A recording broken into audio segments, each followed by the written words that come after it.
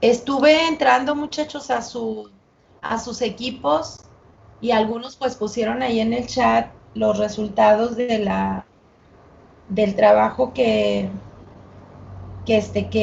hicimos la semana anterior de ver las formaciones imaginarias y bueno, pues parece que quedó muy claro, ¿verdad? Entonces yo ahora nada más quisiera, antes de entrar a seguir con la clase, yo quisiera, déjenme mostrarles, aquí está, cómo podemos hacer un plan de cierre. No es.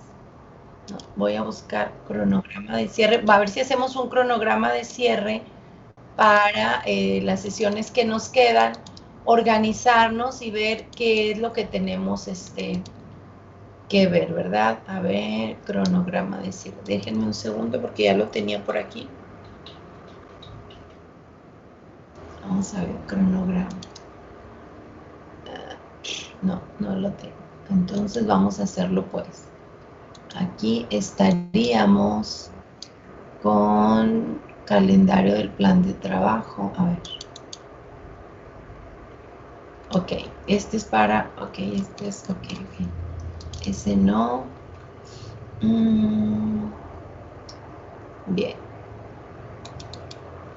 Vamos a ver. Vamos a hacer un cronograma, muchachos. Voy a hacer un cronograma de cierre con las reuniones que nos tocan. Nada más antes déjenme. Les voy a compartir la pantalla. Buenos días a todos. Ahorita les paso lista. Estoy esperando que se terminen de apuntar o que lleguen algunos compañeros. Nos falta, no, creo que ya estamos casi todos. Eso me da mucho gusto. Bueno, ok, estamos grabando la clase, eso ya se lo saben. Y les voy a compartir una diapositiva porque vamos a hacer el cronograma de cierre de sesiones para saber, 5, no, se me hace que nos quedan, déjenme ver cuántas sesiones nos quedan. Nos queda 1, 2, 3, 4, 5, 6, 7, 8, nos quedan 8 sesiones. Entonces, yo creo que son 2 filas.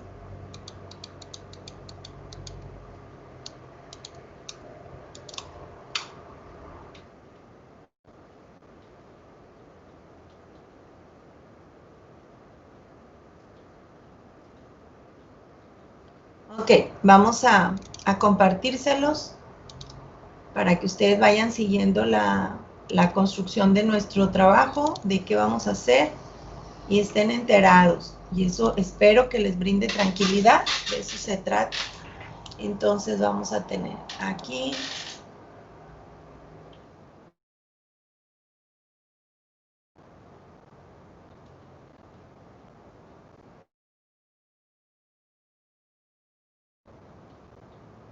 Muy bien. Vamos a ver. Estamos hoy a 17 de noviembre. Y vamos a ver ideología.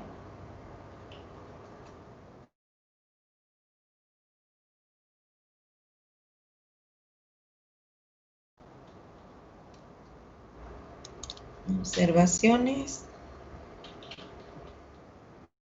O sea, a mí me toca introducir el tema y luego el 19 les va a tocar igual aplicación del tema y la aplicación es el grupo, ¿sí? Aplicación y dudas. Primero la ideología aquí.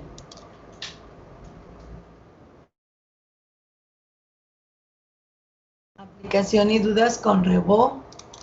Y luego vamos a tener el 24 y el 26.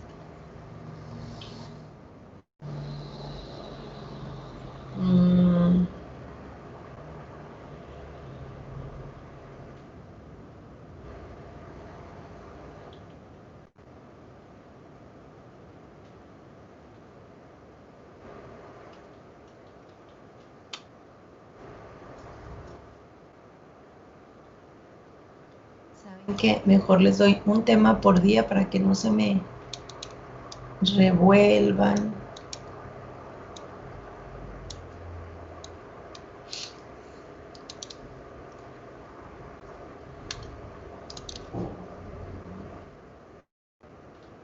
¿24 y 26?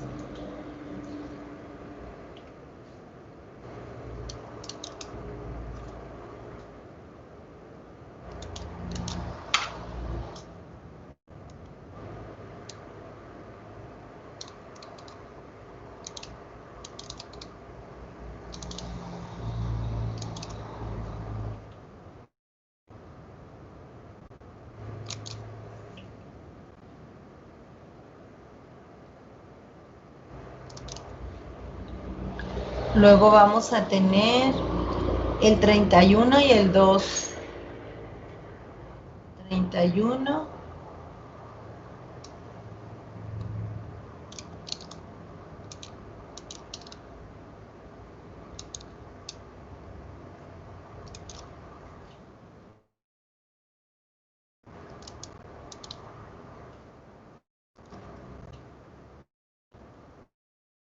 Ok, así lo vamos a hacer.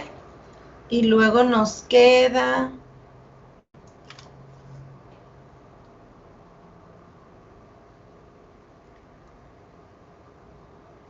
Nos queda el 7 y el 9. Entonces, el 2... No.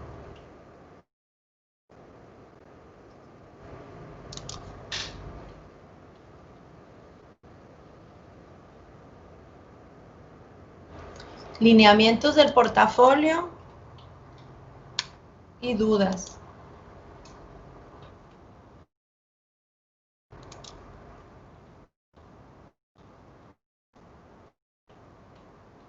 A ver, muchachos, comentarios sobre esto, por favor.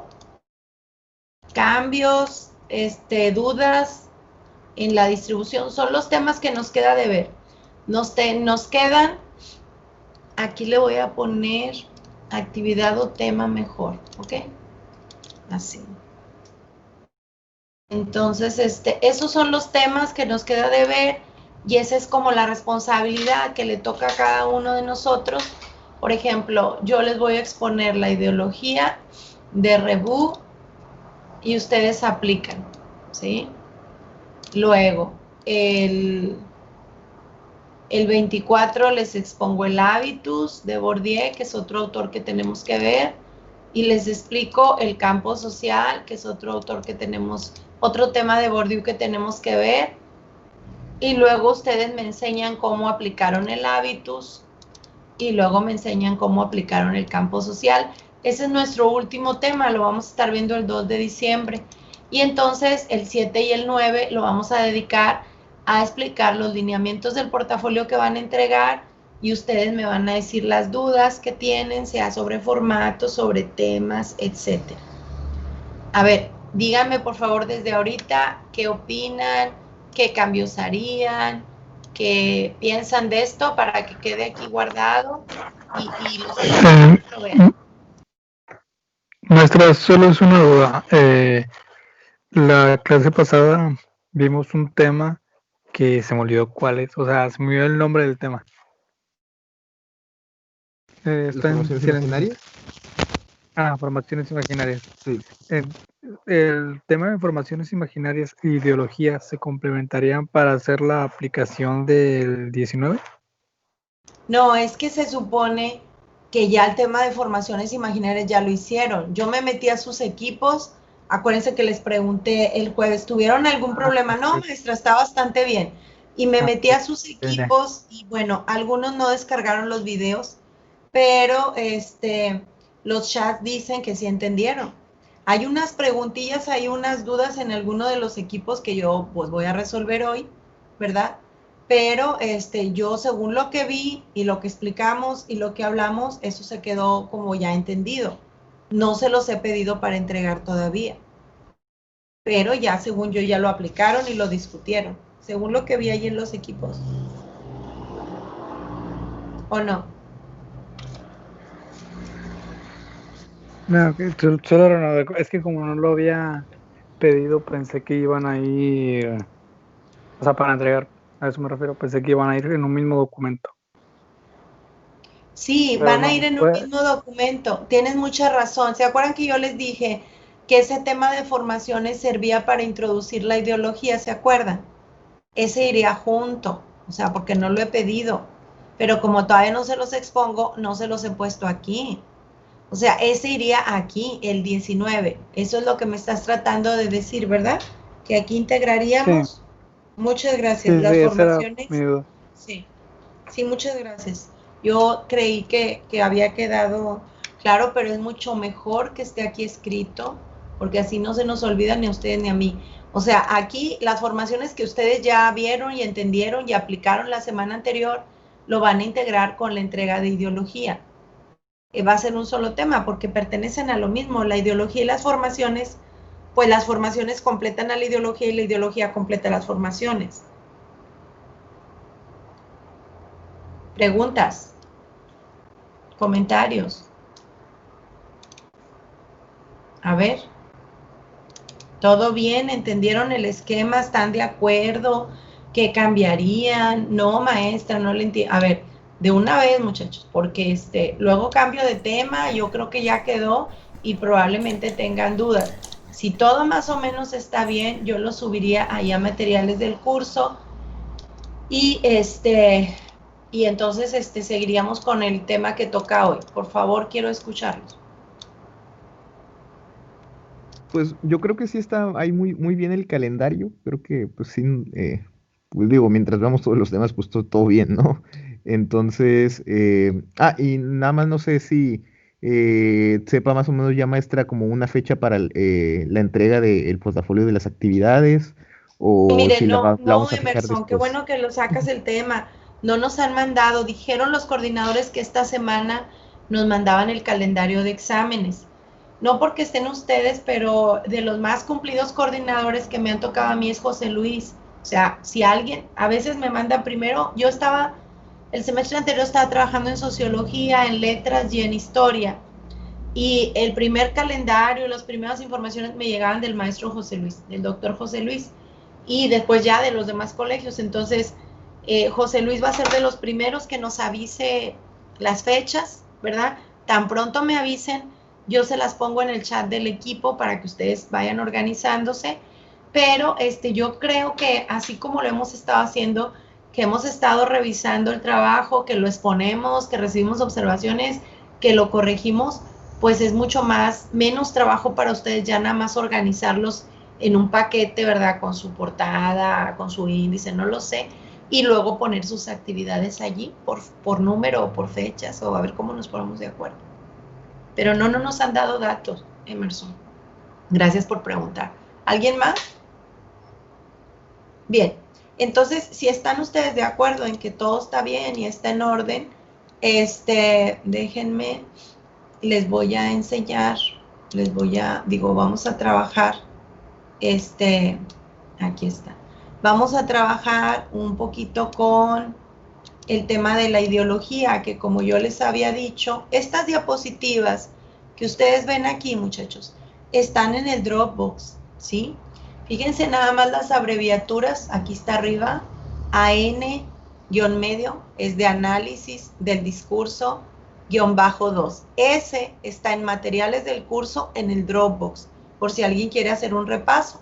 Y aquí pues se las voy a compartir para que podamos ir haciendo nuestro trabajo de repaso sobre el tema de ideología, que como quiera, no sé si se acuerden, pues lo hemos comentado bastante aquí en el grupo. Mucho lo hemos comentado, aunque no era específicamente el tema que tocaba, siempre hemos hablado de ideología porque el discurso, muchachos, las prácticas del lenguaje no están nunca exentos de ideología. Eso no lo digo yo. Hay un autor, se llama Halliday Mack, que trabaja el lenguaje como semiótica social. Déjenme ver si puedo compartirles esta diapositiva. Me parece que es importante porque Aquí está. Porque vamos a decir, espérenme, creo que lo tengo en otra memoria. El asunto con el lenguaje no es solo cuestión de palabras, como lo hemos visto aquí, no es solo cuestión de cómo me comunico, qué palabras uso, si me entienden o no me entienden. El lenguaje es una semiótica social, según nos dice este autor, y nos da, déjenme ver, porque aquí lo debo de tener. Aquí está. Ok.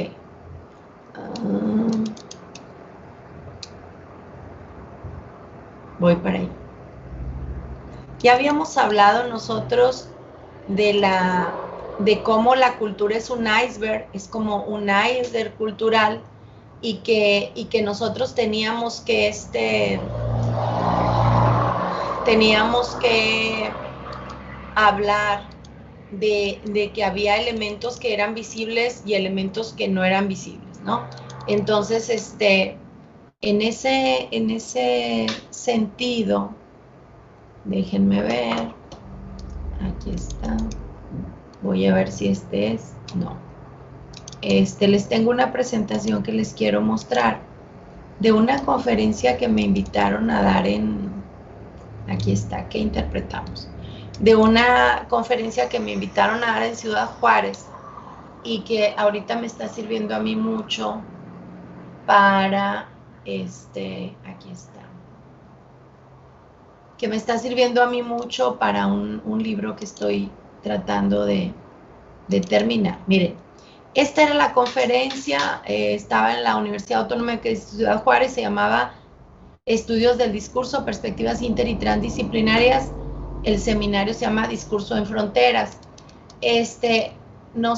Yo quisiera empezar con esta diapositiva, donde, muchachos, aquí está, donde nos dice Halliday Mack, mírenlo, aquí está, Halliday 2001, página 21, nos dice que el lenguaje es una semiótica social y que la lengua se puede estudiar como arte, que es cuando lo estudian como literatura, como un sistema de comunicación, ¿verdad? Que es el que estudia la comunicación.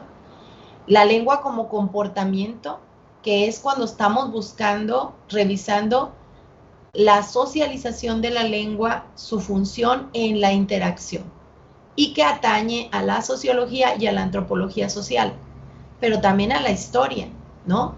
Porque cuando estamos hablando de sociedad, estamos hablando de historia. Entonces, la lengua como comportamiento nos serviría, por ejemplo, en un discurso de Hitler o de Mussolini o de Lincoln cuando hace la abolición de la esclavitud, o de Jefferson cuando declara la independencia. Ahí está la lengua como comportamiento.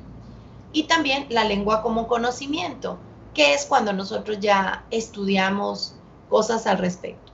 A la historia yo creo que le queda la lengua como comportamiento, ¿verdad? Esa es la que le queda. ¿Y por qué? Porque está, si se fijan, vinculado con la cultura, vinculado con la antropología, la sociología y la interacción, su función en la interacción. El otro asunto que también aquí, para entrar en ideología, me conviene comentarles, es que la lengua es un elemento integrador social. Dice el autor que está el individuo como ser humano biológico, fíjense bien, un individuo, un ser humano biológico. Podemos decir, ahorita les voy a hacer una analogía, y luego el individuo a través de la lengua y de la interacción con otra gente, con otro grupo de individuos, se vuelve persona.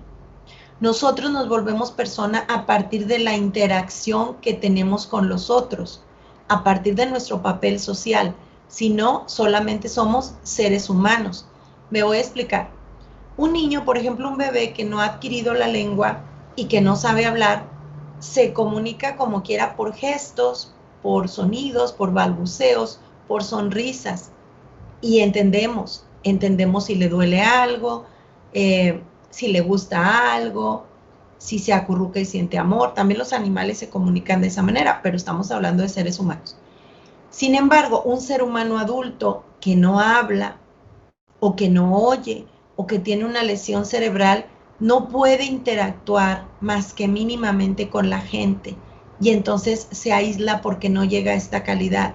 Sigue siendo un ser humano, tiene todos los derechos civiles, pero no puede convivir con la gente por su discapacidad o por su enfermedad y entonces no, le cuesta a él ser comprendido como persona y a nosotros tenemos que hacer esfuerzos para entender que es persona.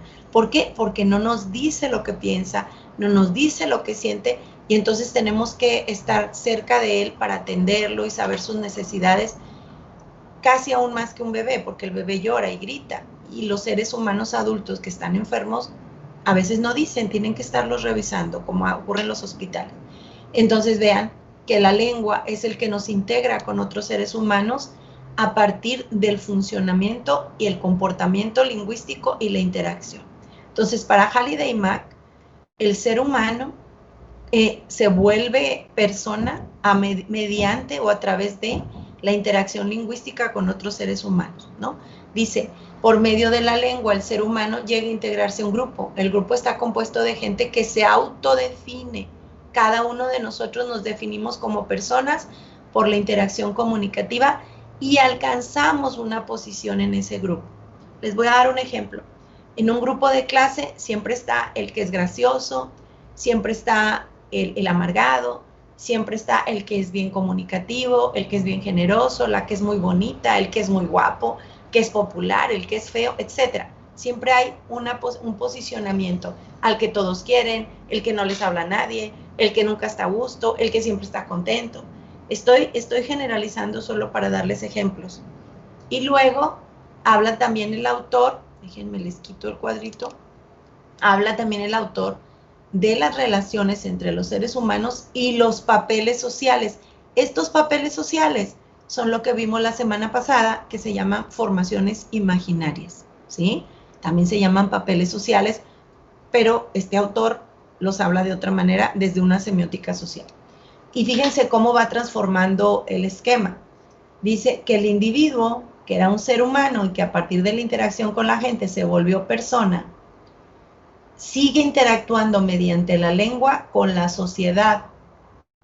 Y la sociedad, el sector social, el ámbito social en que está inserto, le otorga personalidad. Ya evolucionó el esquema anterior. Si me fijo en el esquema anterior, nada más había interactuado con mi grupo de gente más cercano, que puede ser mi familia, ¿sí? Pero en esta otra, en este otro esquema es una interacción más amplia. El ser humano, el ser biológico, a partir de la lengua interactuó con la gente, adquirió una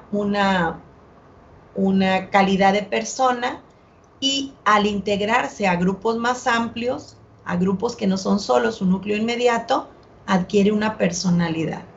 Todo es a partir de la interacción lingüística, dice. La sociedad consiste en relaciones, que son las que definen los papeles sociales. Fíjense bien, ¿quién soy yo para el otro? Ese es mi papel. ¿Quién soy yo para ustedes? La maestra. ¿Quiénes son ustedes para mí? El alumno. ¿Quién soy yo para mí misma? Ah, pues soy María Eugenia, una mujer, así ya está. ¿Quiénes son ustedes para ustedes? Ah, yo soy Emerson, yo soy Fátima, yo soy Sabiel, yo soy Ruth, etcétera, ¿no? Luego dice, esos roles o papeles sociales son combinables.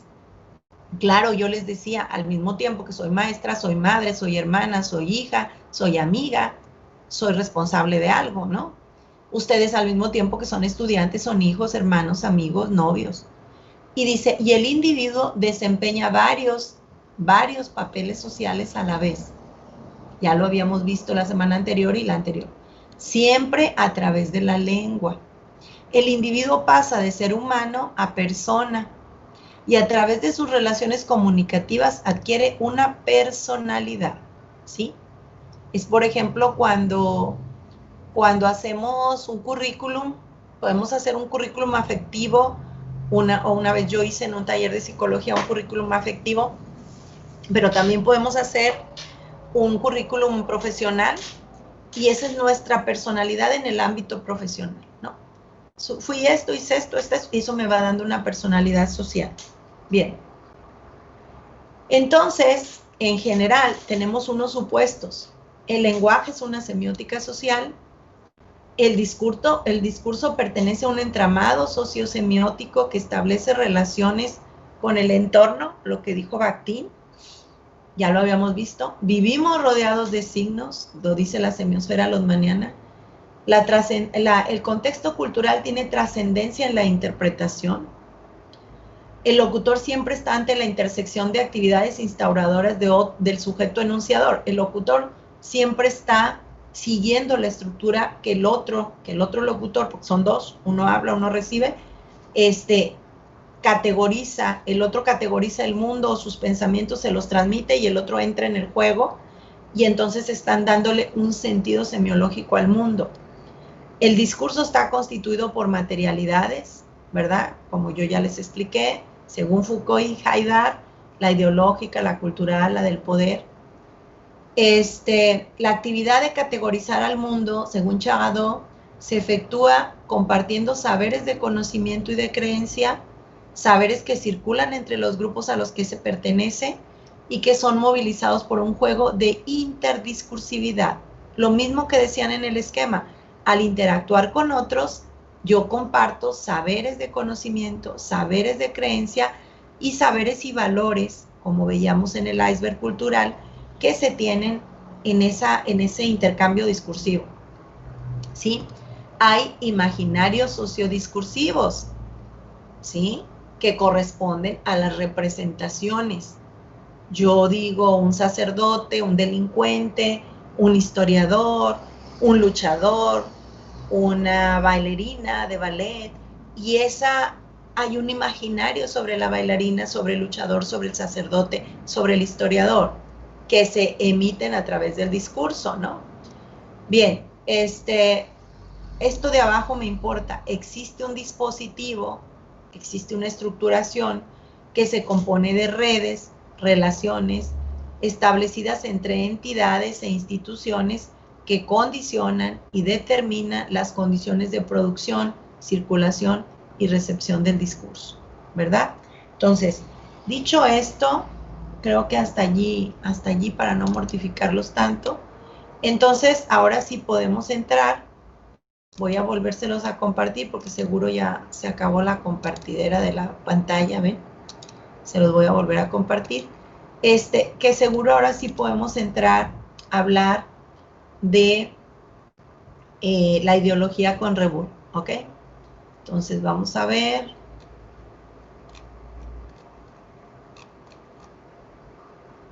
Dejen que se cargue porque parece que cuando le doy rápido, ahí está, no se carga. Bien, aquí está la ideología. Ahí sí les voy a pedir ayuda. Le voy a pedir, por favor. Ya se ve el PDF. ¿Sí se ve? Sí, ya se ve. Gracias. Le voy a pedir, por favor, a ver, Carlos Liberato, ayúdame a leer esta primera diapositiva, por favor, y la comentamos. Déjenme nada más, te quito la... Acuérdense que no veo manos. Si alguien quiere preguntar o algo, con todo gusto use el micrófono. La ideología con Rebull. El lenguaje del poder recurre necesariamente a clichés, a palabras obsesiones, a palabras tabú, a eufemismos, a distorsiones de sentido, a oposiciones maniqueas, a peticiones de principio. La ideología confiere a las palabras no solo un sentido, sino también un poder de persuasión, de convocatoria, de consagración, de estigmación, de rechazo. Muy bien. Muchas gracias. Déjame ver dónde está mi cuadro. Ahí está. Muchas gracias, Carlos. Fíjense bien. El lenguaje del poder recurre a clichés, ¿sí? A palabras obsesiones, a palabras tabú, enmascara las cosas, ¿no? Distorsiona el sentido, o es bueno o es malo, o sea, unas oposiciones binarias solamente, y a suposiciones que dan como un principio ya establecido sin discutirlo. Van a, por ejemplo, Sabdiel, que está estudiando, el equipo de Sabdiel, que están estudiando el discurso de Trump, ¿cuál de estos elementos encuentran ustedes allí en este discurso que ustedes están estudiando?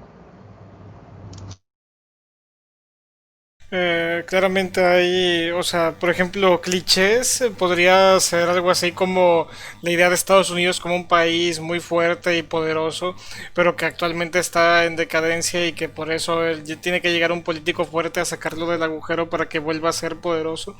También palabras obsesiones, pues la verdad es que ahí se podría hacer una lista de palabras obsesiones de Trump, porque no podría decir una en concreto de todo el discurso. Parece ser que en segunda zona del discurso donde uno esté hay varias, porque él tiende a repetir demasiado todo. Y palabras tabú, pues él, o sea, casi nunca, durante el discurso jamás menciona absolutamente ningún tipo de palabras referentes a, por ejemplo, sexualidad o en sí palabras que pueden quizá tener algún sentido de que podrían entrar en conflicto quizá con la religión, quizá porque buena parte de su base votante es gente bastante religiosa y cristiana y que también está muy afectado por los tabús de esta religión. Eufemismos y distorsiones de sentido podríamos encontrar que quizá como, o sea, ver demasiado algunas noticias para que se vean muy peligrosas o como muy, o sea, que se vean más grandes de lo que son realmente para que así llamen más la atención que busque solucionarlas. Muchas gracias. Yo hablaría también allí, por ejemplo, cuando él menciona, cuando, por ejemplo, da por hecho que un latino es narcotraficante, ¿sí? Fíjense cómo ahí está una petición de principio, se le llama Que de petición de hecho, principio. podríamos decir que Perdón. incluso es, o sea, no solamente es eso, es peor, porque no solamente es narcotraficante, es criminal, o sea, el latino no es solamente un narcotraficante, es también un violador y un criminal. Lo Y del violador además sí lo dice va a directamente. quitarles, perdón, va a quitarles a los ciudadanos norteamericanos lo que ellos han construido legítimamente, o sea, va de arribista y de ladrón y de estafador, o sea, hace como una suposición antes de fundamentar que la gente toma por hecho, ay, es latino, ay, sí. Yo, la última vez que nos tuvimos que ir a un evento, la facultad cuando vamos a Sudamérica o a otra parte nos manda por Estados Unidos porque los aviones le salen más baratos a la facultad que por México. Y nosotros íbamos y tuvimos que compartir, el avión creo que se le descompuso un motor y nos bajaron ahí en una ciudad, dormimos en un hotel, etcétera, y nos fuimos todos los pasajeros en la misma van para llegar al avión de repuesto. Y las personas nos decían, ¿de dónde son? Así en inglés, somos de México. ¿Y cómo están las balaceras y o sea, el estereotipo de que, claro, si hay violencia, como en todo el mundo, pero parece ser que si ellos cruzaban la frontera ya firmaban su pena de muerte porque los estaban matando por ser norteamericanos, ¿no? Entonces, ahí hay lo que se llama petición de principio, o sea, es algo que se da por supuesto sin haberlo comprobado, y lo otro, que las oposiciones maniqueas es, si no eres americano, o sea, si no eres, porque además americano, que no es, ¿verdad? Si no eres estadounidense, eres malo. O sea, si eres inmigrante, extranjero, si no eres norteamericano, entonces no hay que confiar en ti. Es o eres o no eres. Esas son oposiciones maniqueas. La realidad nunca es así. La realidad tiene matices. Por eso un investigador se cuida mucho de generalizar. Porque qué tal que yo no conozco una situación donde la regla se rompe. O sea, puedo hipotetizar generalidades en mi corpus, pero fuera de allí yo no sé, porque puede haber un corpus totalmente diferente que tumbe toda mi tesis que hice en 3 años o mi libro que publiqué. Entonces, una persona que tiene conciencia de la relatividad, de lo que es la realidad y la verdad, y la ciencia es relativa también hasta cierto punto, pues se cuida de todo esto. Pero como decía Sabdiel, fíjense bien, podemos hacer una lista de las palabras obsesiones. Podemos encontrar de qué no hablan en ese discurso, pudiendo hablar. Vamos a decir, se viene la guerra y el discurso del primer mandatario de tal país no la menciona, como si están a punto de ser invadidos. Bueno, eso nos dice algo. También el enmascaramiento, ¿verdad? El enmascaramiento. Cuando no se quiere llamar a las cosas por su nombre y se les llama de otra manera, son eufemismos, ¿verdad? Por ejemplo, en tiempos de la Inquisición no se decía el diablo, ¿verdad? Se decía el maligno, o como en Harry Potter, el innombrable, o a quien al cual no se nombra, ese es un eufemismo. Y bueno, como decía muy bien Sabriel, las distorsiones de sentido, porque manipulan el sentido de acuerdo a lo que ellos piensan, ¿no? Son huellas de la ideología en el lenguaje, en el discurso. Y luego viene lo otro, que también quisiera usar, perdón, Sabriel, pero es que Trump se me hace muy rico en todo esto, creo que ustedes no van a batallar nada. La ideología... No, sí, está bien, yo estoy muy de acuerdo en el hecho de que aquí se puede sacar mucho jugo en mucho aspecto. Así es, y nos va a dar, van a terminar este trabajo y les va a quedar allí para cualquier otra clase que quieran. Miren, la ideología confiere a las palabras no solo un sentido, sino un poder. La ideología le da poder a las palabras. ¿Qué poder? De persuasión. No vayan, fíjense lo que está pasando con una secta, no tomes café, dicen los mormones, no saludes a la bandera, dicen los testigos de Jehová, pon la otra mejilla, dicen los católicos. Nos persuade la religión y nuestras propias creencias de vivir de cierta manera, pero también nos convoca, ¿no? Da la mano al que lo necesita, vamos a decir, una campaña política que hubo en tiempo de Peña Nieto, ¿qué decía? Que México no tenga hambre, o ¿cómo decía? Bueno, aquí, que Monterrey no tenga frío, todo el mundo va y regala cobijas. Es un poder de convocatoria, de consagración. La ideología nos dice, esto es lo mejor, esto es lo deseable, esto es lo que debes hacer, esto es lo que te va a llevar al cielo, esto es lo que te hace buena persona, esto es lo que te hace una persona honorable, esto es lo que te hace un buen alumno, esto es lo que te hace un excelente profesionista. O sea, la ideología consagra ciertos objetos, ciertas entidades, pero también los estigmatiza, ¿sí? ¿Cuántas veces hay demandas por difamación de honor? Porque mediante el discurso nosotros podemos estigmatizar y degradar a otra persona, así como lo podemos consagrar. ¿Qué hace una carta de recomendación, muchachos? Cuando ustedes van a entrar a una maestría, maestra, hágame una carta de recomendación.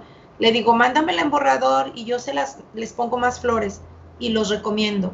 Los estoy consagrando. ¿Y en qué me baso? En la formación imaginaria que yo tengo de profesora investigadora, de jefe de área, lo que ustedes quieran, los consagro con mi carta. Pero igual puede ser que yo escriba un correo y le diga a tal persona, te va a llegar la solicitud de Sabriel, ¿no? Por favor, no lo contrates, es una persona así, ya está, y me hizo esto y lo otro, y aquí tiene antecedentes de robo.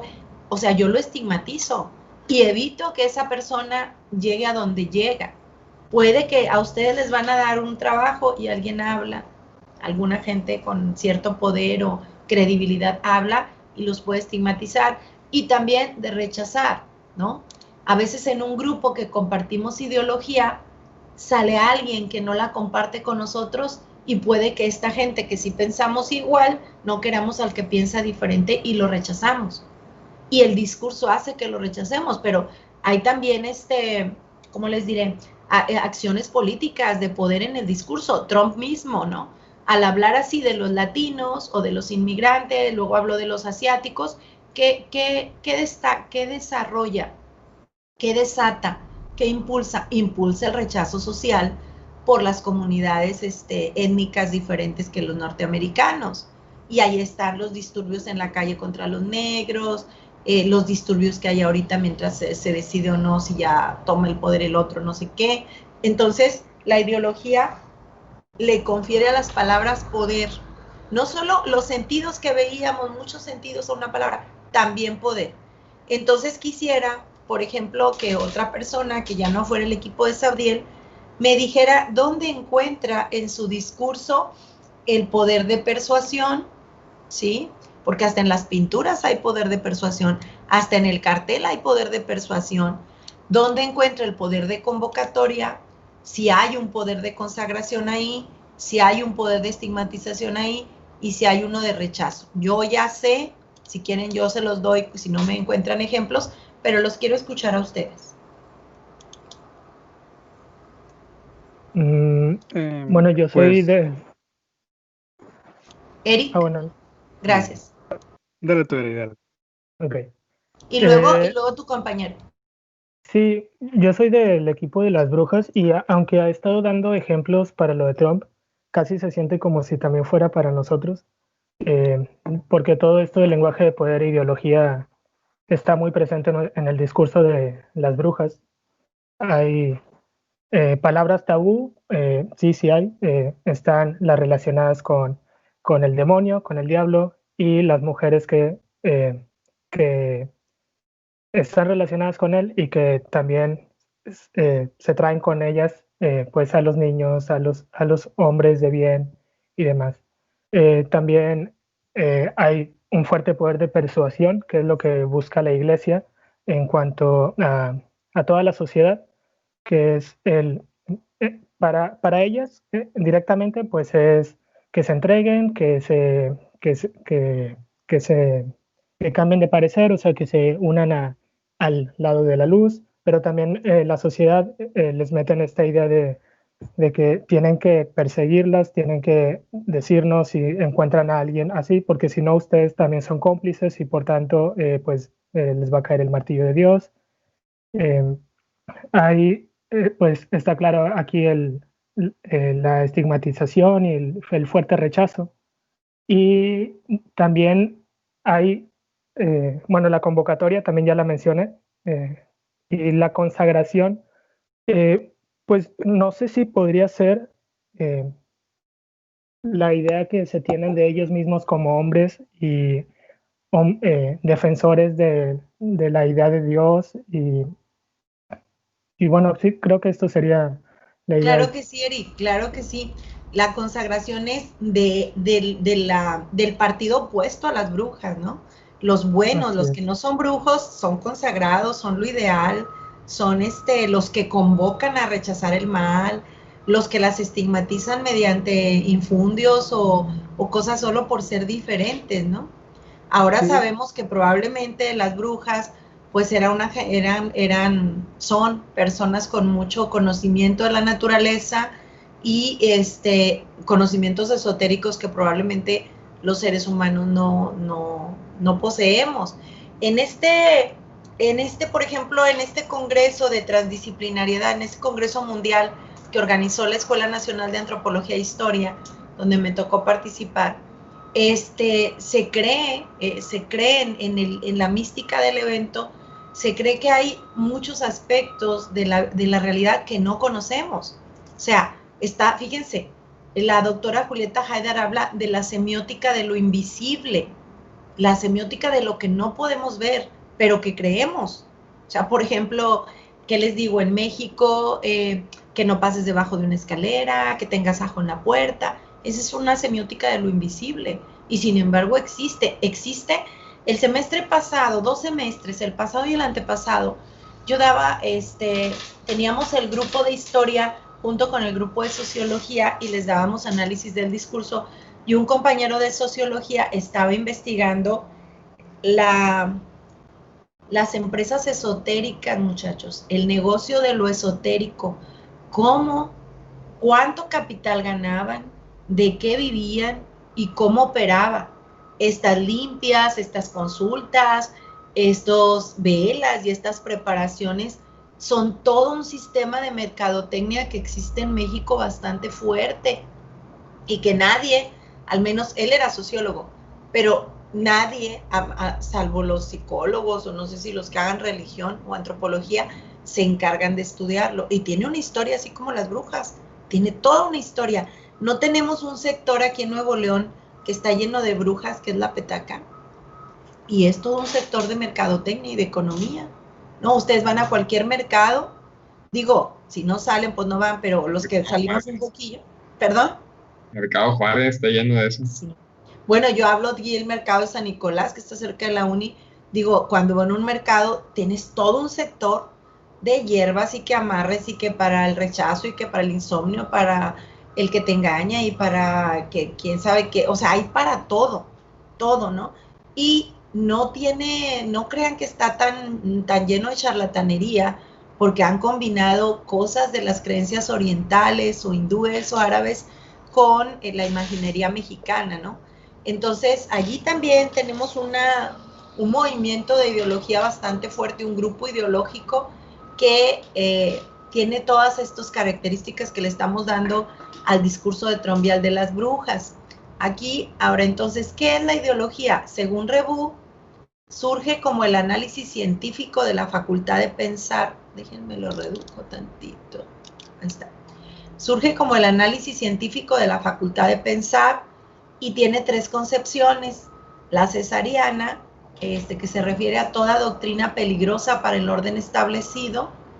La marxista, la concepción marxista de la ideología, que dice que toda doctrina es toda doctrina que propende a mantener el orden establecido. O sea, el marxismo dice, la ideología es toda doctrina que mantiene el orden.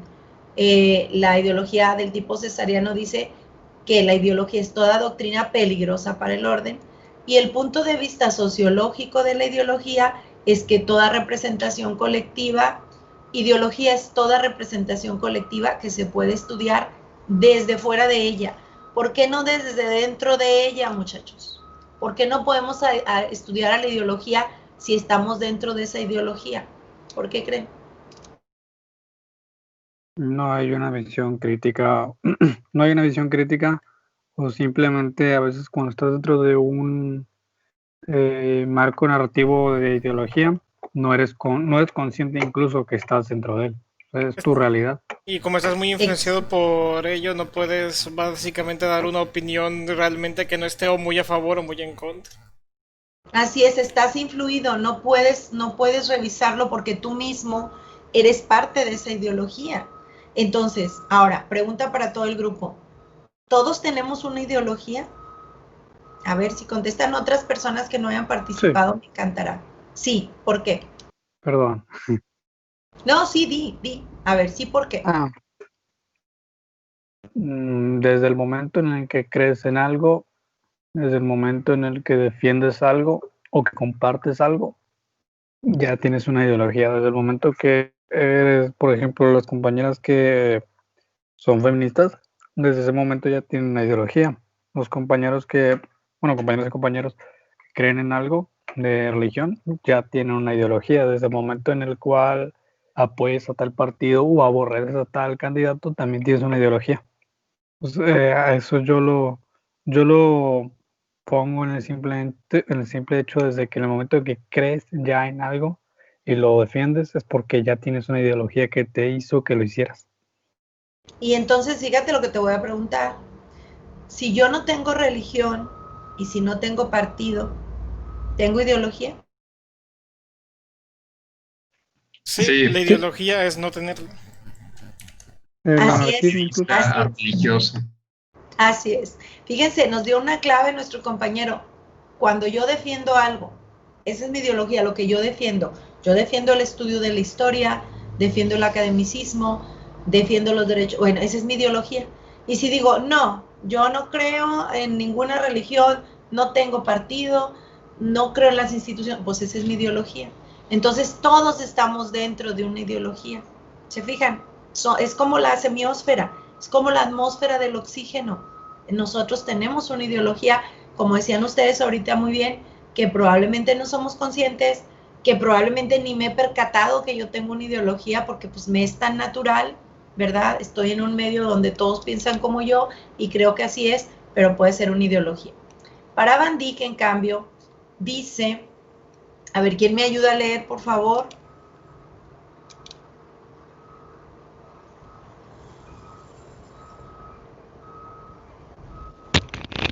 Yo, maestra, ¿me escucha? Sí, gracias. Sí, dice ideología de Van Dyck.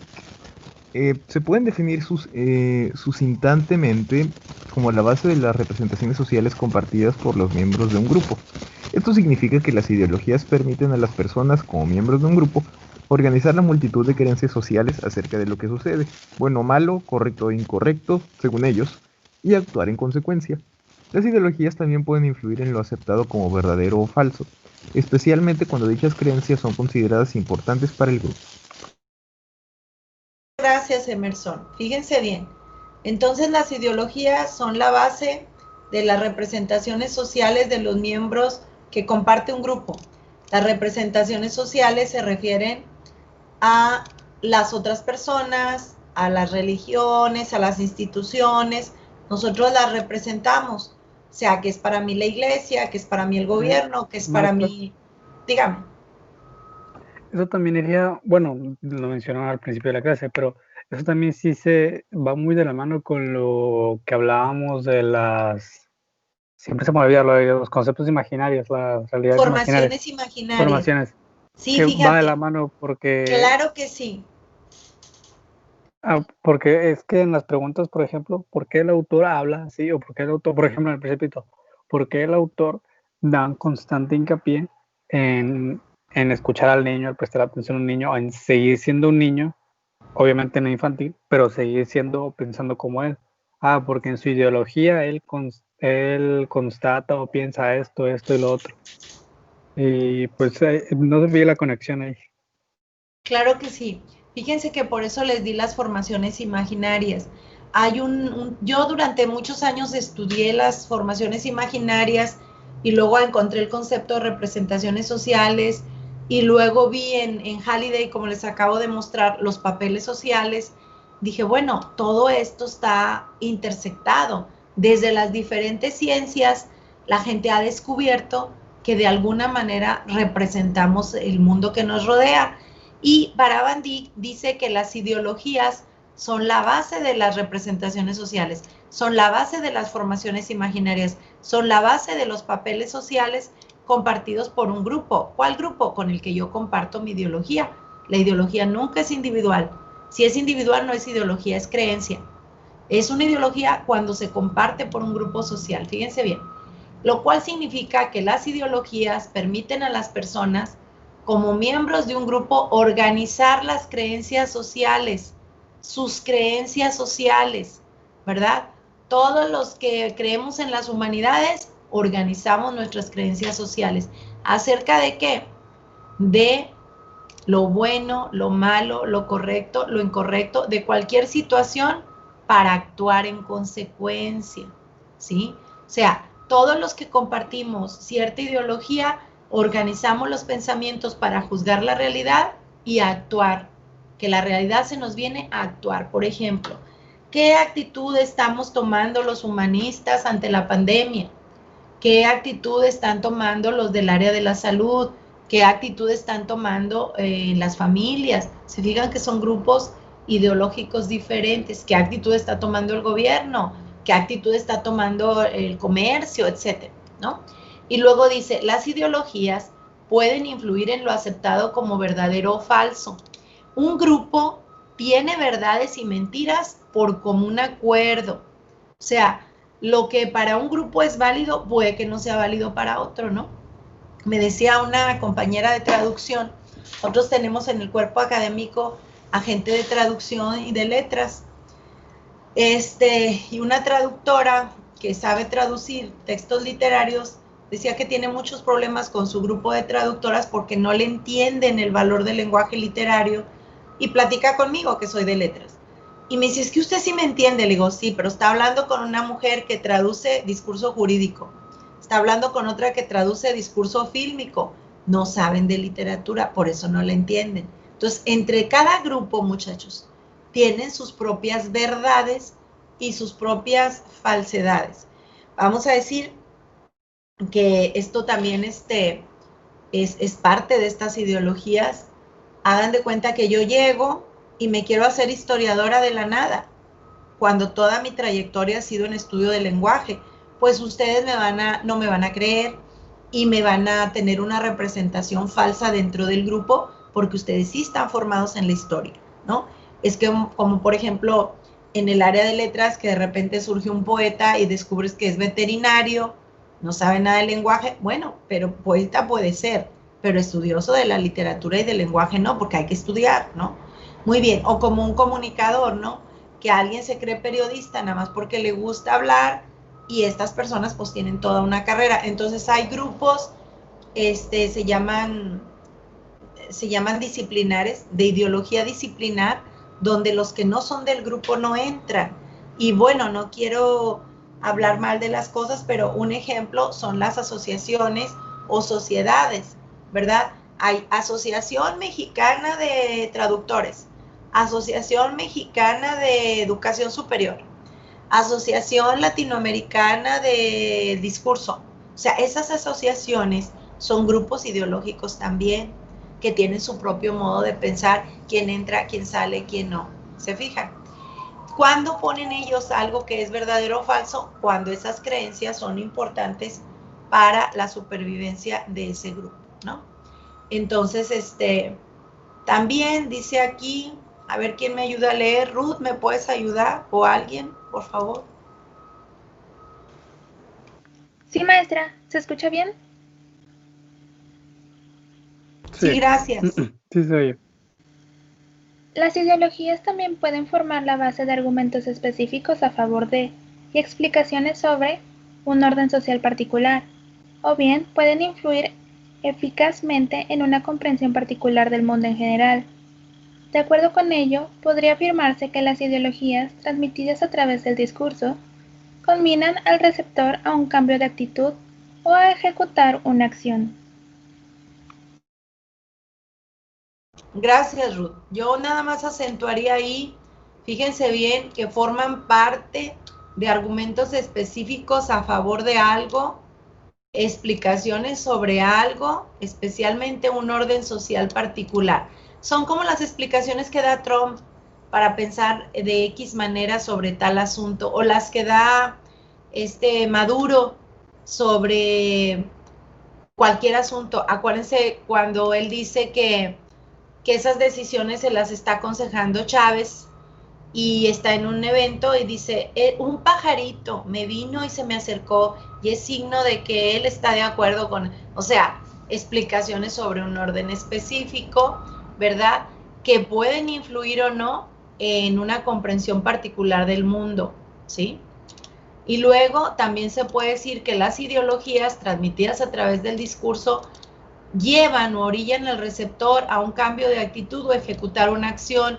Y voy a hablar, por ejemplo, de las manifestaciones, para no hablar sobre nada que alguien se sienta afectado.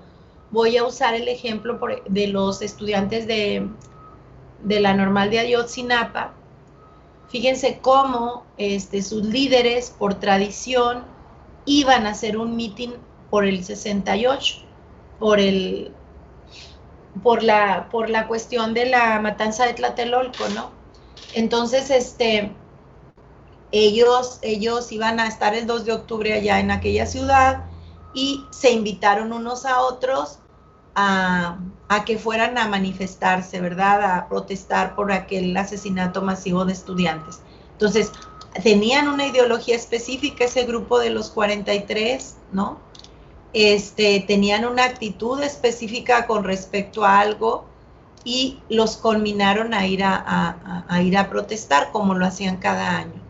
Ellos tenían sus argumentos específicos para presentarse, sus explicaciones sobre tomar camiones e ir, y también y no se influyeron en un modo específico de comprometerse con el mundo, ¿no?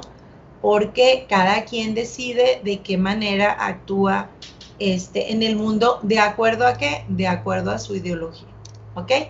Ese sería un ejemplo. ¿Y cómo operan las ideologías? A ver, ¿quién me ayuda a leer esto? Le voy a pedir a... ¿Está por aquí Carlos Aldair?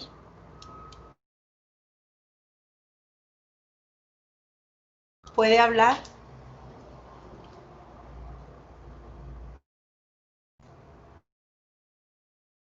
Si no puede o no está Carlos, le voy a pedir a Andrea Elisa.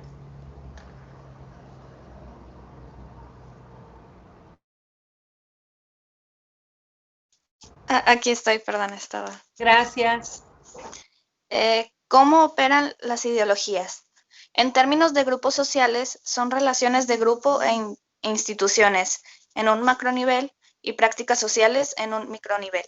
Son construidas, utilizadas y cambiadas por los actores sociales como miembros de un grupo.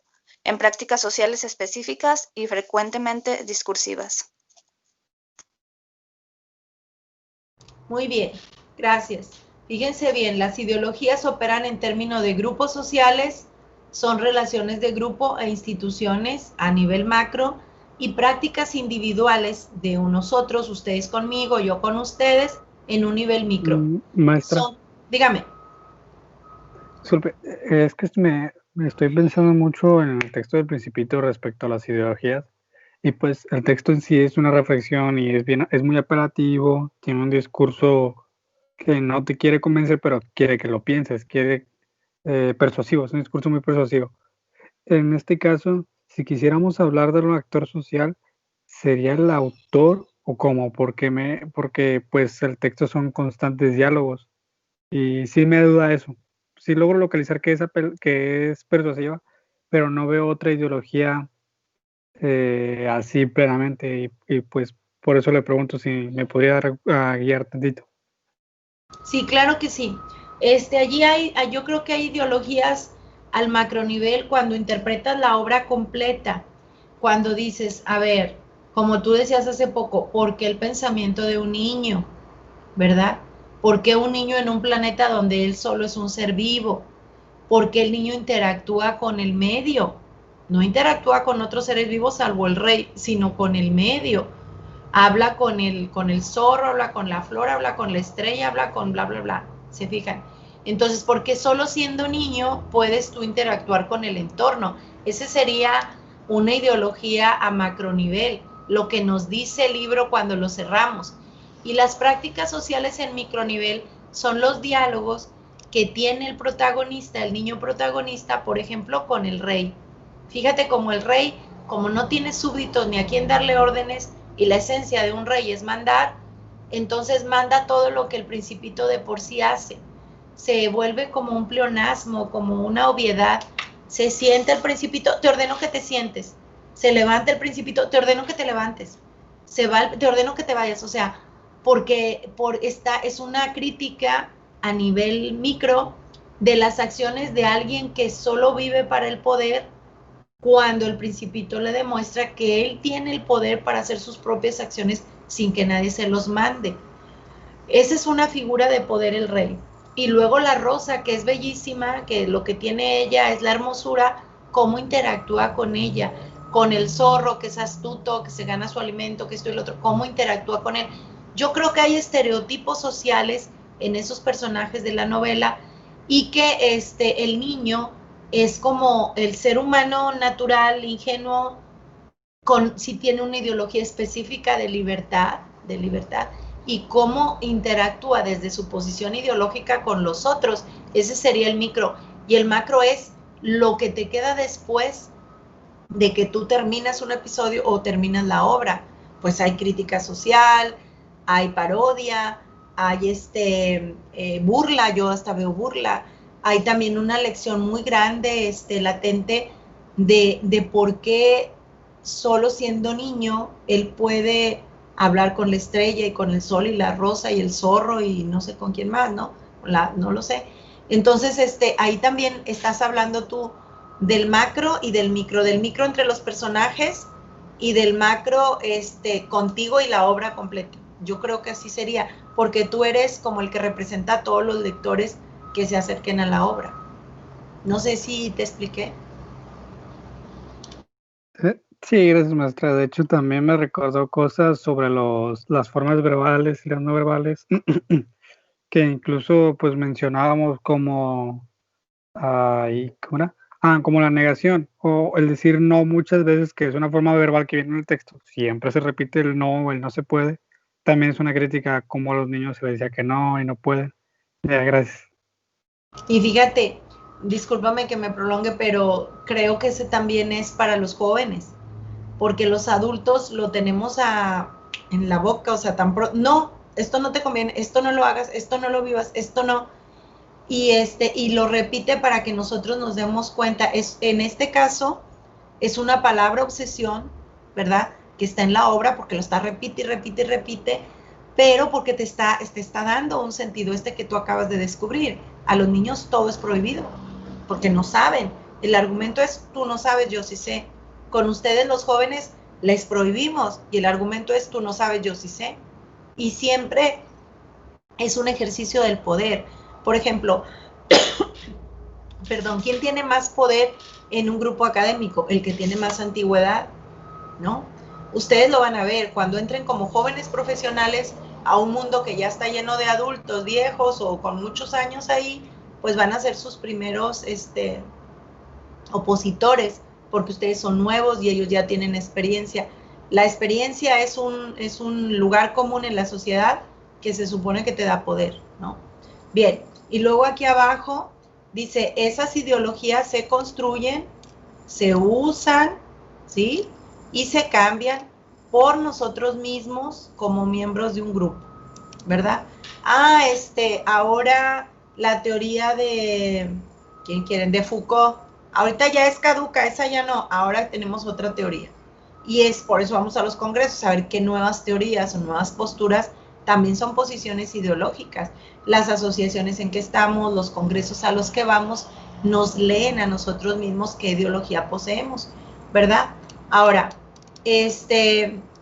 dice, son construidas, utilizadas y cambiadas en nuestras prácticas sociales y en nuestro discurso. Si hablamos de religión, por ejemplo, pues hay prácticas sociales que atañen a nuestra religión, o si somos ateos, también hay prácticas sociales que atañen al no creer, al agnosticismo, ¿no? Pero generalmente esas prácticas son discursivas. ¿De qué hablo? ¿Qué digo? ¿Cómo lo digo? ¿A quién se lo digo? ¿Qué palabras uso? Y ustedes ya tienen una idea de eso cuando revisaron índices, ¿no? Bien. Luego hay otra parte importante que no debemos olvidar, que se refiere al control. ¿Por qué no la debemos olvidar? Porque de aquí se va a derivar el asunto del poder, que es lo que vamos a tratar de encontrar. Aquí le voy a pedir, por favor, vamos a ver a Lucero, si me ayuda a leer la mitad, y si me ayuda también Dania Lisset a leer la otra mitad. ¿Están aquí?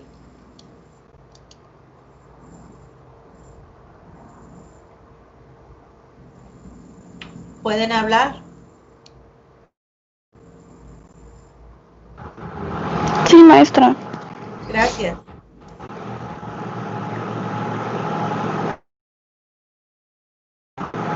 Si quiere, yo comienzo y si puede hablar Lucero, le siguen los últimos dos. Muchas gracias. Ok. Las ideologías controlan las opiniones y actitudes del grupo y manifiestan que las opciones compartidas deben ser importantes para la interacción, coordinación y reproducción del grupo. Y estos juicios requieren valores y principios generales que varían normalmente de grupo a grupo. Ellos definen la competencia, la lucha y la desigualdad. Muchas gracias. Fíjense bien, muchachos, mientras se prepara nuestra compañera, o si no está, a ver quién quiere ayudarnos de voluntario. Dice que las ideologías controlan las opiniones y actitudes del grupo y que las opiniones compartidas deben ser importantes para la interacción, coordinación y reproducción del grupo. Fíjense, por ejemplo, cómo en un equipo de fútbol, por darles otro ejemplo cotidiano, tienen que compartir las opiniones, las actitudes, para que la interacción, la coordinación y la reproducción de la ideología de ese grupo sea, o el aumento de ese grupo sea efectivo. Y también que esos juicios requieren de valores y principios generales que cambian de grupo a grupo. Lo que yo les estaba diciendo, lo que es válido en un grupo probablemente no lo es en otro. Y lo saben, por ejemplo, los muchachos que están estudiando al mismo tiempo que esta clase, una clase en idiomas. Aquí tenemos un cierto modo de pensar, de comportarnos, de leer, que no lo tienen en su grupo de idiomas porque es otro grupo y allá tienen otros propósitos, ¿verdad? Tienen propósitos aprender lengua extranjera y aquí nosotros estamos aprendiendo discurso. Y algo muy importante, dice, estos juicios y opiniones definen la competencia, la lucha y la desigualdad. Estas opiniones, actitudes y juicios, estos valores y principios les dicen hacia adentro o hacia afuera contra quién compite ese grupo, o dentro quién compite contra quién, por qué se lucha en ese grupo, y quién tiene jerarquía en el grupo y quién no la tiene. ¿Quién nos dice todo esto? Las opiniones y actitudes, ¿no? Los juicios, los valores y principios generales del grupo definen quién es el enemigo, cercano o lejano, por qué lucha este grupo y quién tiene jerarquía dentro del grupo, ¿sí? Bien, seguimos con el otro párrafo, a ver si nos puede ayudar nuestra otra compañera. Sí, discúlpeme, maestra, es que desde la mañana me están fallando mis audífonos y por eso no logré contestar y no quería interrumpir. No te preocupes, por eso di tiempo, porque yo también a veces no me hace caso la máquina. Muchas gracias. Gracias. Bueno, y el segundo párrafo, ¿verdad? Sí, desde si las creencias. Ok. Si las creencias fácticas son compartidas por un grupo, tienen suficiente relevancia social como para tener una base ideológica. Además, los criterios de verdad, en este caso, deberían ser específicos al grupo porque, de otra manera, las creencias serían probablemente parte de la base cultural común. Fíjense que aquí hay dos ideas bastante importantes. Gracias. Dice que si las creencias de hechos son compartidas en el grupo, entonces tienen suficiente relevancia social y constituyen la base ideológica de ese grupo, ¿verdad? Unas creencias basadas en hechos se vuelven relevantes socialmente y al mismo tiempo son la base ideológica de ese grupo. Y luego dice, los criterios de verdad, fíjense bien, no la verdad, los criterios con que algo se considera verdad son específicos al grupo, solo al grupo, porque si fueran más allá del grupo, entonces serían parte de la base cultural común. ¿Esto qué nos dice? Que cada grupo tiene sus propios criterios de verdad y que son específicos a ese grupo. Vuelvo a mi ejemplo de los testigos de Jehová, porque bueno, yo los estudié, no porque tenga algo contra o a favor de este grupo religioso, sino que había ciertas verdades que manejaba este grupo y que solo las maneja ese grupo, que probablemente otra asociación religiosa no las tenga, ¿verdad? Entonces, este es otro de los elementos de la ideología y avanzamos con qué es lo que nos impide o nos permite la ideología. Le voy a pedir de favor, a ver si puede respondernos a Fátima, que nos lea esta diapositiva.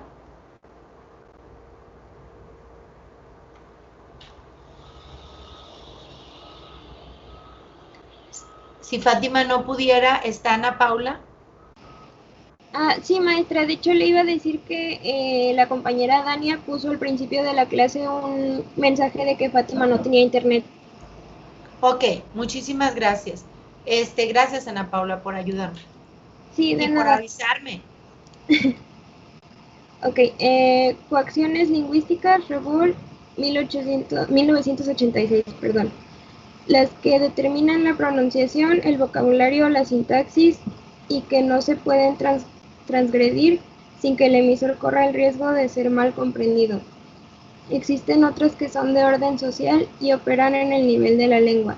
No se le habla a un camarada como se le habla a un superior. No se escribe como se habla.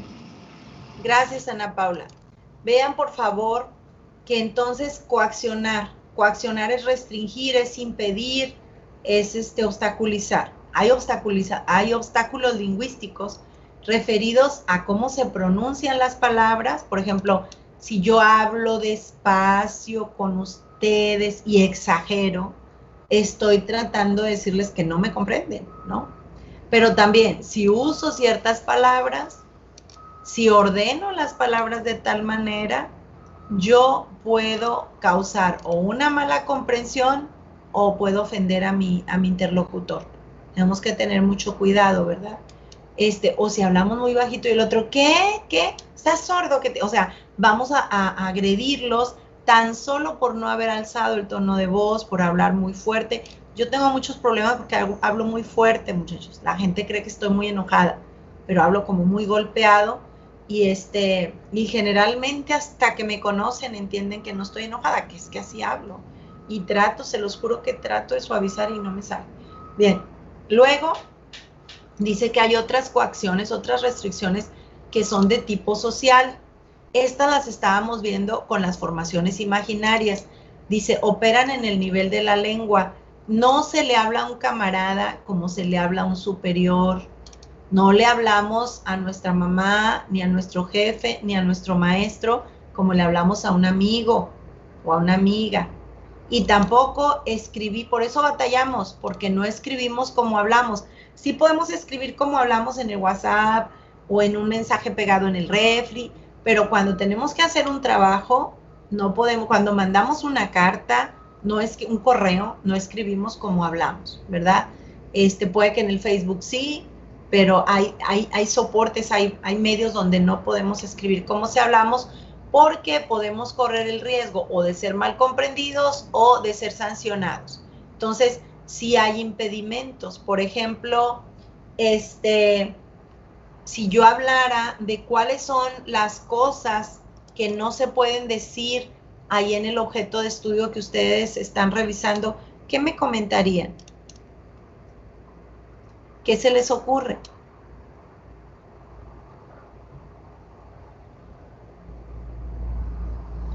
¿Qué es lo que no se puede decir? Sí, ¿qué es lo que no se puede decir? Aquí la tengo, creo que en modo de pregunta. Ah, miren, bueno, para terminar. No se dice lo que se quiere, ¿sí? Una ideología, voy a quitarme yo para que pongan más atención. Una ideología determina no solo nuestra manera de hablar, sino el sentido de las palabras que usamos. Esto me gusta para que se lo repitan ustedes. No decimos todo lo que queremos decir. Decimos lo que podemos decir. Dice, los discursos variarán su significación según la ideología de quienes las pronuncia, ¿sí? Según el pensamiento, el idiolecto de quien lo pronuncia, acuérdense. Dice, hay significantes todavía más usuales, yo, nosotros, tener, contra, nuevo, que pueden variar de significación según el contexto y según la ideología. Me voy a quedar con estos dos, fíjense bien. Por ejemplo, los reyes de Inglaterra, la reina de Inglaterra, los reyes europeos, algunos mandatarios hablan en plural, ¿verdad? La reina nunca dirá, yo no sé qué, siempre va a decir, nos agrada que nos visite, nos gusta este cambio. ¿Por qué habla en plural la reina? Habla por el pueblo y para el pueblo. Así es. Habla en nombre de toda una colectividad. Ella no es ella es el portavoz del pueblo. Eso debería ser lo ideal. Pero yo he oído a algunos presidentes de México, les digo que también ser analista del discurso tiene sus desventajas, porque luego está uno nomás mirando a ver qué dicen. Algunos presidentes de México dicen, mi gobierno, he dado indicaciones, pondré atención, o sea, cuando le conviene es mi gobierno y he dado indicaciones. Y cuando no han dado respuesta, estamos trabajando para, ¿verdad? Cuando es otra entidad la que está haciendo el trabajo. Entonces, estos posicionamientos del yo y del nosotros son muy ideológicos, porque cuando son cosas buenas soy yo, mi gobierno o mi administración. Cuando andan cayéndose todo, es nosotros. O cuando alguien hizo un buen trabajo, es nosotros, ¿verdad? Entonces, eso ocurre también en las empresas, muchachos. Eso ocurre también en los grupos de trabajo, cuando alguien quiere competir, como decía en la otra diapositiva, competir por una mejor posición o por una mejor imagen, ¿no? Entonces, estos pueden variar de sentido. Y fíjense bien, aquí yo les ponía una actividad, pero ya no va a ser solo esta, sino que va a ser aplicar los rasgos de la ideología. Dice que se expliquen dónde o cuáles son las coacciones o restricciones que hay en el discurso revisado, qué no se puede decir, qué no se puede pintar, qué no se puede dibujar allí, por qué, contra qué se atentaría y quién establece esas restricciones. Por ejemplo, no se podría dibujar, pues a quién, ¿no? ¿Qué no se podría decir en el discurso en ese momento histórico? ¿Por qué? ¿Contra qué se atentaría? ¿Quién establece esas restricciones, no? Y al decirles todo esto, los invito a que se acuerden, por ejemplo, del discurso de Fray Servando. Lo invitaron a dar un discurso un 12 de diciembre y él se atrevió a decir que la aparición de Guadalupe era un mito y empezó desde un discurso muy científico a refutarlo, y entonces eso le costó toda su vida de prisión y de persecución. A Luis Donaldo Colosio decir que el pueblo tenía hambre de sed y justicia le costó la vida. Entonces, a una luchadora de derechos humanos que andaba luchando por unas personas del Estado de México, se llamaba Digna Ochoa, también la mataron por andar luchando por los derechos humanos, a Madero, a varias gentes, ¿no? Digo, vean la lista de héroes en México y vean que están muertos. ¿Qué dijeron o qué hicieron que atentaron contra ellos, verdad? ¿Y quién establecía esas restricciones en su momento dado? Eso les estoy dando solo como una reflexión para que vean el peso del discurso. Vamos a terminar con esto. Hay 5 rasgos de la ideología. Es partidista porque pertenece a una comunidad limitada. Esto se los voy a mandar a que lo lean, ¿sí? Porque si no, no van a leer. Dice, combate para vencer. Entonces se va a imponer mediante razones y pruebas, pero también mediante una cierta presión. Es colectiva, porque eso la distingue de la opinión o la creencia, ¿no? Es de un grupo. Es un pensamiento anónimo, sin autor. Es lo que todo el mundo cree. Y esto ya lo habíamos comprobado. Dice, el individuo está condicionado por su ideología y eso se comprueba en las palabras obsesiones de sus discursos, más en sus silencios, ¿no? Lo que no decimos, lo que no está y sí debería estar en nuestro discurso. La ideología es disimuladora porque enmascara los hechos que la contradicen o le quita la razón a las razones de sus adversarios, pero debe ocultar su propia naturaleza. Se hace pasar siempre por otra cosa distinta a lo que es, ¿sí? Se cree racional porque argumenta, según ella, con argumentos racionales, aunque solo sean aparentes, y es un pensamiento al servicio del poder.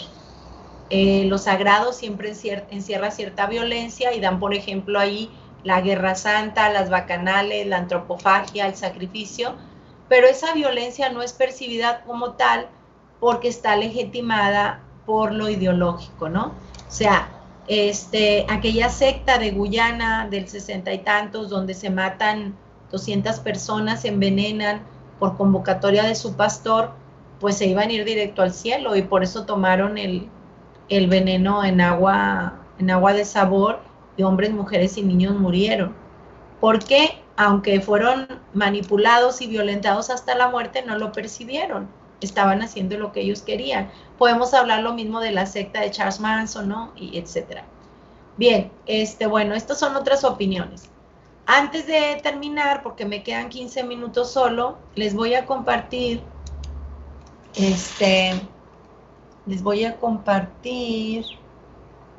aquí está, una diapositiva donde creo que ustedes van a encontrar un ejemplo muy importante de esta ideología. Vamos a ver.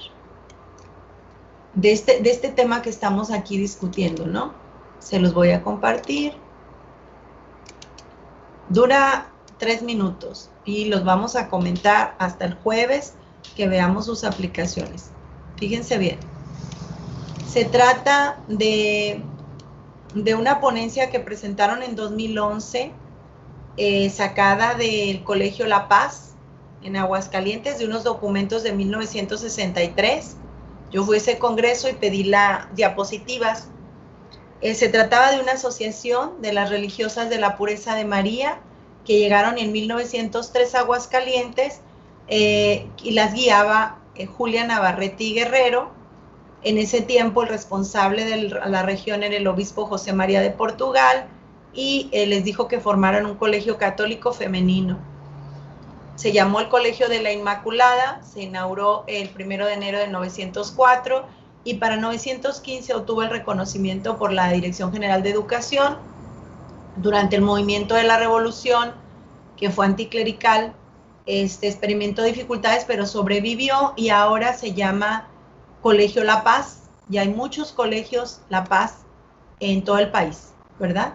Aquí está una imagen de sus primeras fundadoras.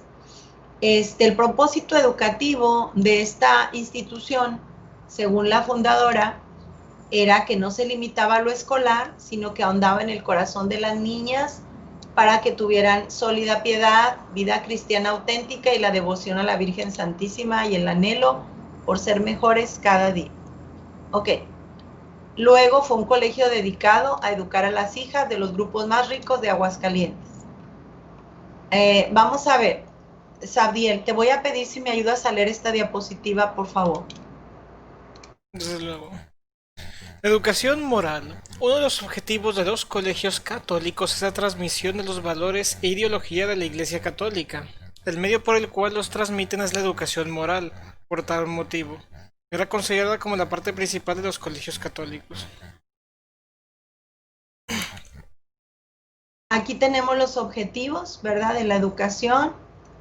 Y luego le voy a pedir a Carlos Liberato si me lee esta, por favor.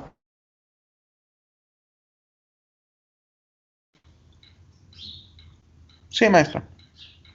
La educación moral para las religiosas de la pureza de María consistía en desarrollar, ordenar y coordinar la voluntad y demás facultades del alma que con ellas se relacionan para hacer las niñas amantes de Dios y sumisas a su santa ley, dueñas de sí mismas y amantes de su prójimo hasta el sacrificio. Muy bien, hay que ver, fíjense, es muy importante amantes del prójimo hasta el sacrificio. Luego vienen las 3 partes de la educación moral, el orden a Dios, el orden a ellas mismas y el orden a los prójimos, ¿verdad? Según las partes de la educación. Y la educación religiosa construida por la instrucción, la relación de las cosas escolares a Dios, ejercicios de piedad y conferencias. Esas conferencias son las que vamos a revisar aquí un poquito. Dice que el carácter cristiano era hábitos virtuosos para que la voluntad domine el ejercicio de las otras facultades y sus mismos actos e inclinaciones al cumplimiento del deber. El carácter de la mujer mezcla la energía del dominio propio, la suavidad y delicadeza que forma el atractivo especial que debe ejercer la mujer en el género humano. Así, las mujeres deben ser enérgicas con suavidad, rectas con flexibilidad, virtuosas en suma con aquella virtud atractiva y simpática de que es acabado modelo el divino maestro. Luego viene aquí cómo los educaban, ¿verdad? Y la pureza, que era el eje principal de las enseñanzas del Colegio La Paz, porque querían en las alumnas, bueno, primero, imitar en cuanto sea posible la pureza de María y buscar la salvación y perfección de las almas, alcanzándola por medio de la oración, la vida de pureza y el sacrificio.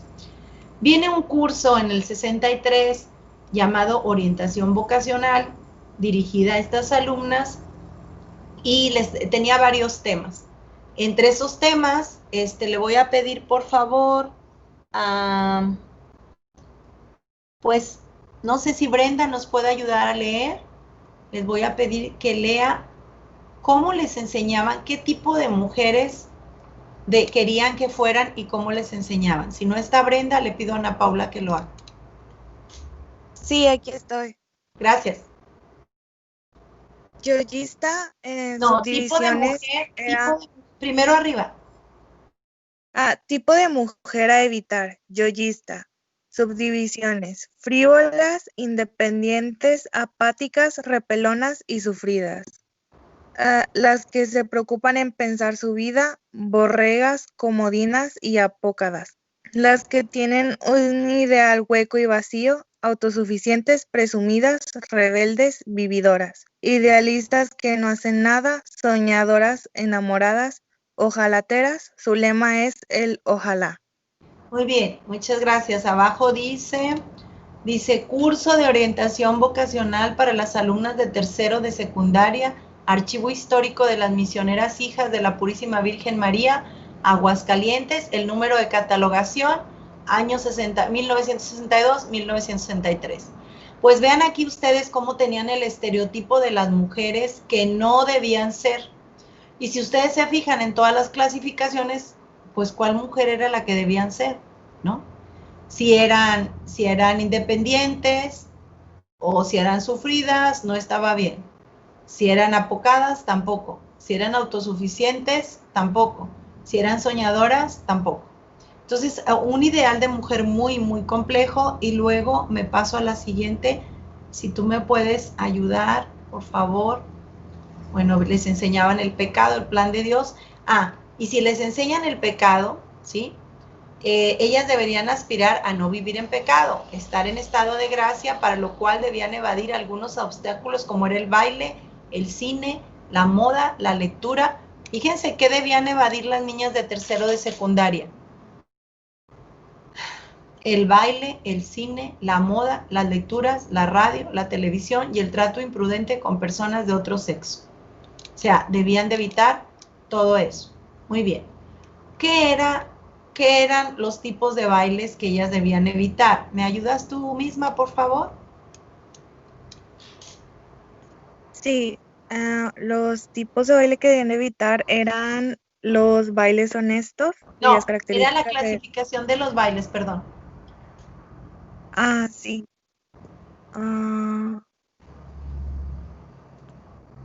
Bailes honestos. Sí, perdón. Los bailes honestos, cuando son honestas, todas las características que lo acompañan: vestidos, música, movimientos, lugar, tiempo, contactos. No hay peligro próximo en estos bailes y se puede bailar. Los bailes menos honestos son cuando el abrazo es parcial y no puede juzgarse intrínsecamente malo, aunque sí puede tener algunos peligros. Se vale bailar cuando hay algunos motivos de fuerza mayor razonable y alguna circunstancia aminora el peligro. Los bailes generalmente deshonestos, cuando no son ocasiones próximas de pecado. Para bailar se requiere una causa muy grave y convertir en remota la ocasión próxima de pecado, previniéndose antes con la oración y mortificación. Los bailes deshonestos son condenados por la Iglesia, son pecado mortal siempre y nunca se debe asistir a ellos. Muy bien, muchas gracias. Tenemos la referencia abajo, otra vez, curso de orientación vocacional para alumnas de tercero de secundaria, Archivo Histórico de las Misioneras Hijas de la Purísima Virgen María, Aguascalientes, y años 62-63. Muchas gracias, compañera. Fíjense, entonces, ¿cuáles, a niñas de tercero de secundaria deberían evadir bailar, el cine, las modas, las lecturas, la radio y televisión, y el trato imprudente con personas de otro sexo? Pero si bailaban, entonces estos eran los tipos de baile y ellas se tenían que preparar, ¿sí? Las cosas son honestas: vestidos, música, movimientos, no hay peligro próximo. Cuando el abrazo es parcial y no puede juzgarse intrínsecamente malo, se puede bailar cuando hay algunos motivos de fuerza mayor. Y bailes generalmente deshonestos, ocasión próxima de pecado, una causa muy grave para bailar, y convertir en remota la ocasión próxima del pecado, previniéndose antes con oración y mortificación. ¿Sí? Opiniones sobre estas diapositivas, muchachos. ¿Ven ahí ustedes, por favor? Sí, claro que sí, Ricardo, claro que sí. ¿Ven ustedes ahí el asunto de la ideología? Revísenlo, lo voy a subir a materiales, mañana lo comentamos, vemos los 5 rasgos de la ideología que están allí. Les voy a poner en los materiales la liga del Dropbox donde está lo de ideología de Peche, perdón, de Rebu, que está en el Dropbox. Se los voy a poner allí. Les voy a subir estas diapositivas. Mañana empezando comentamos y luego ya me dicen ustedes cómo creen que lo pueden aplicar a su trabajo. ¿Ok? Muchísimas gracias. No te preocupes, Carlos Aldair. Les agradezco mucho su participación. Yo tengo una clase ahorita a las 12. Entonces, por favor, observen y vean estas diapositivas. Se las voy a ir cargando aquí en el chat para que mañana les echen una mirada y tengan la oportunidad de comentarlas con respecto, por ejemplo, con respecto a su trabajo de estudio, ¿verdad? Ahí está. Ok. Voy a pasar la lista con el saludo que pusieron en el chat, pero aquí les estoy subiendo estas diapositivas. También aquí les voy a cargar las diapositivas que estuvimos viendo de Reboom, ¿verdad?